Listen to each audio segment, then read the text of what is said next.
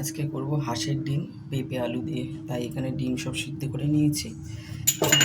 এখন যেটা করব, ডিমটা নুন হলুদ এখানে কড়াইতে তেল দিয়ে দেবো।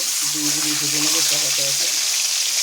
আর এখানে নিয়ে নিয়েছি পেঁপে আলু, সোমবারের দিন আছে, শুকনো লঙ্কা, তেজপাতা, জিরে আর একদম হালকা মশলায় করবো। এখানে নিয়ে নিয়েছি দুখানা পেঁয়াজ, মিক্সিতে দিয়ে দেবো।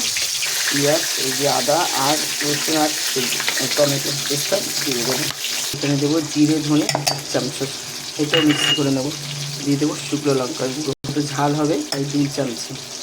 ডিমটা একদম অল্প ভাজবো আর আমি একটু মিক্সিটা করে নেবো। ডিমটা আমি একদম আলাদা ভাজবো, ডিমটা আমি তুলে নেবো। ডিমটা আমার তোলা হয়ে গেছে। এবার এই তেলে দিয়ে দেবো জিরা, তেজপাতা আর শুকনো লঙ্কা।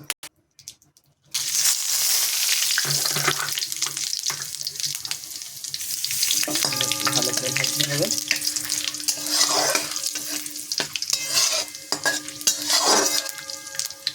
দিয়ে দেবো পেঁপে আর আলুটা। পেঁপে আলু এরকম বড় বড় করে কাটা আছে, এটা আমি আলাদা কিছু ভাজবো না।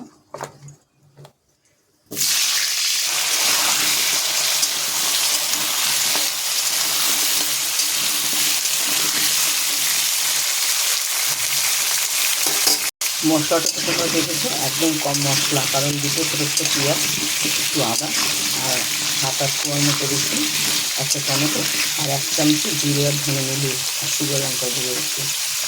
মশলাটা মিক্সি করে নিয়েছি, এই ছোটো কাঁচের বাটি এক বাটি হয়েছে। এখানে দিয়ে দেবো আমি নুনটা আর হলুদটা অ্যাড করে দেবো একবারে।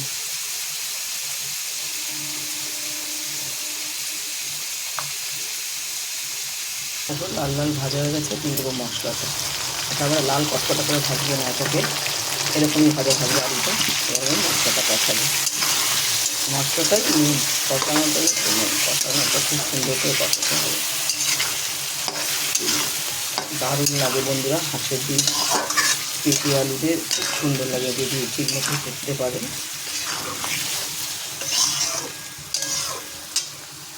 ভালো করে অনেকক্ষণ ধরে কষাতে হবে। দেবো চিনি, একটু চিনি দিলাম, চিনি না দিলে ভালো লাগবে না, চিনি দিতেই হয়।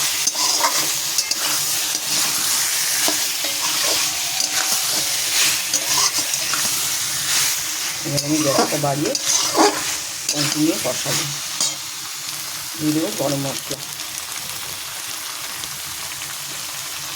গরম মশলা দিয়ে দেবো স্লাইড একটু জল দিয়ে আমি কষাবো, তেলটা ছাড়ার অপেক্ষা। মশলাটা কষে গেছে, দিয়ে দেবো জল, পরিমাণ মতো জল।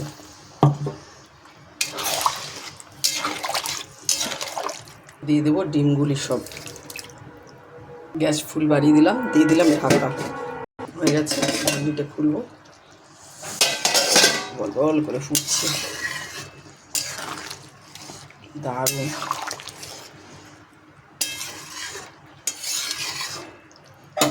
হয়ে গেছে ডিম দিয়ে হাঁসের ডিমের হাঁসের ডিমের পেঁপে দিয়ে ডালনা হয়ে গেছে। গ্যাসটা আমি অফ করে দেবো আর একটু গরম মশলা দিয়ে দেবো।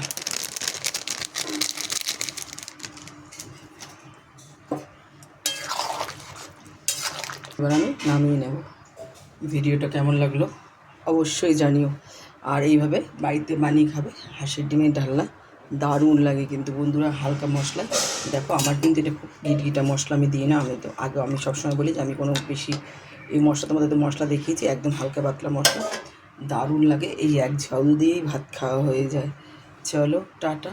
ভিডিওটা ভালো লাগলে লাইক করবে, কমেন্ট করবে আর শেয়ার করবে।